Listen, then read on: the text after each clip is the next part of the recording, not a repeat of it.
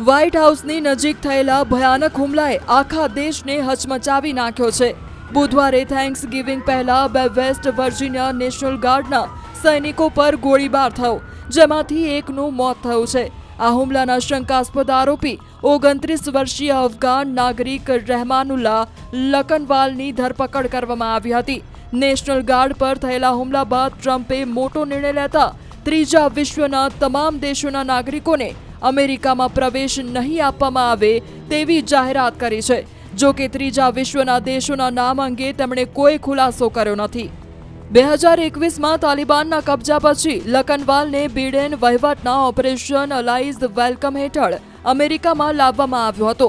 તે CIA સમર્થિત Afghan paramilitary યુનિટમાં કામ કરતો હતો, જે અમેરિકી યુદ્ધ દરમિયાન નાઇટ રેડ્સ અને ક્લેન્ડેસ્ટાઇન મિશન્સમાં સામેલ હતી.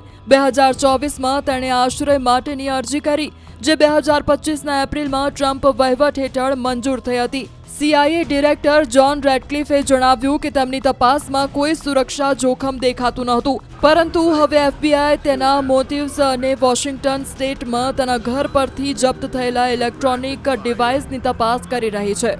અમેરિકી પ્રમુખ ટ્રમ્પે ફ્લોરિડાના પામ બીચથી વિડીયો સંદેશમાં હુમલાને એક્ટ ઓફ ઇવિલ અને ટેરર ગણાવ્યો હતો અને શંકાસ્પદને સેવેજ મોન્સ્ટર કહ્યો હતો. તેમણે બિડેનની ઇમિગ્રેશન નીતિઓને જવાબદાર ઠેરવી અને અફઘાનોને લાવવાથી આ ઘટના બની છે તેવું કીધું. સાંભળો તેમણે શું મેસેજ આપ્યો. જ્યારે અમેરિકાએ ટેકનોલોજીમાં પ્રગતિ કરી ત્યારે ઇમિગ્રેશન નીતિઓએ ઘણા લોકોના લાભો અને પરિસ્થિતિઓનો નાશ કર્યો છે. અમેરિકન સિસ્ટમને પુનઃસ્થાપિત કરવા હું ત્રીજા વિશ્વના તમામ દેશોમાંથી ઇમિગ્રેશન કાયમી રીતે બંધ કરીશ. પૂર્વ રાષ્ટ્રપતિ જો બાઇડનના કાર્યકાળમાં ગેરકાયદેસર પ્રવેશેલા લાખો લોકોનો હું દેશ નિકાલ કરીશ, જે જાહેર રીતના આરોપી છે અને આપણી સુરક્ષા માટે જોખમી છે, અથવા જે પશ્ચિમી સંસ્કૃતિમાં આત્મસાત થતા નથી. આ ગેરકાયદેસર વસ્તીને ઘટાડવા માટેના લક્ષ્યો છે. ફક્ત રિવર્સ માઇગ્રેશન જ સુધારો લાવી શકે છે.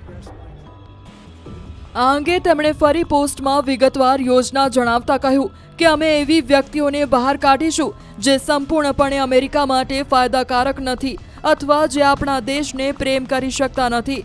અમે એવા કોઈ પણ વ્યક્તિ માટે તમામ ફેડરલ લાભો અને સબસિડી નાબૂદ કરીશું જે આપણા દેશના નાગરિક નથી.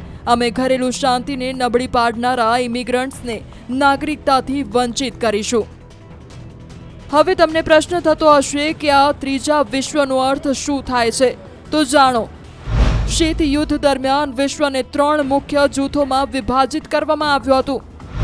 પ્રથમ વિશ્વ યુનાઇટેડ સ્ટેટ્સ અને તેના સાથી દેશો, જે મૂડીવાદી અને ઔદ્યોગિક રીતે વિકસિત હતા, જેમ કે પશ્ચિમી યુરોપ, કેનેડા, જાપાન, ઓસ્ટ્રેલિયા.